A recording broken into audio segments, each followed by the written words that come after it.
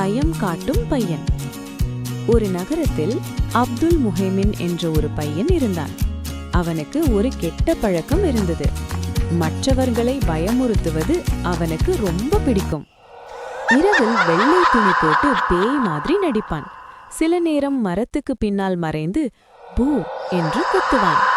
குழந்தைகளெல்லாம் அவனை பார்த்து பயந்து ஓடுவார்கள். அவன் சிரித்துக்கொண்டு, நான் எல்லாரையும் ஏமாத்திட்டேன் என்று மகிழ்ந்தான். ஒரு நாள் அவன் நினைத்தான், இன்று இன்னும் பெரிய பிராங்க் பண்ணணும். அவன் நகரத்துக்கு வெளியே இருக்கும் பழைய வீட்டுக்கு போனான். அந்த வீடு பற்றி எல்லாரும் சொல்வார்கள். அங்கே உண்மையிலேயே பேய் இருக்கு. ஆனா அப்துல் முஹைமன் நம்பவில்லை. அவன் உள்ளே போய் மறைந்து நின்றான்.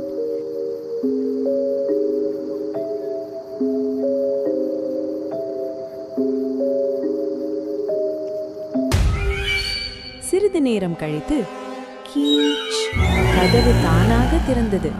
குளிர்ந்த காற்று வீசியது. யார் அங்கே என்று அவன் கேட்டான்.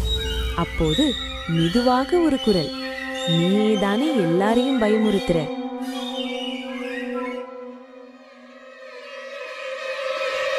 பயந்து நடுங்கினான்.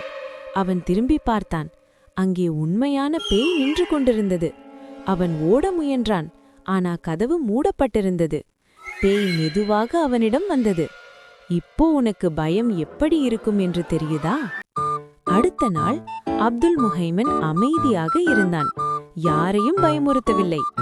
கதை நெறி: மற்றவர்களை பயமுறுத்துவது தவறு.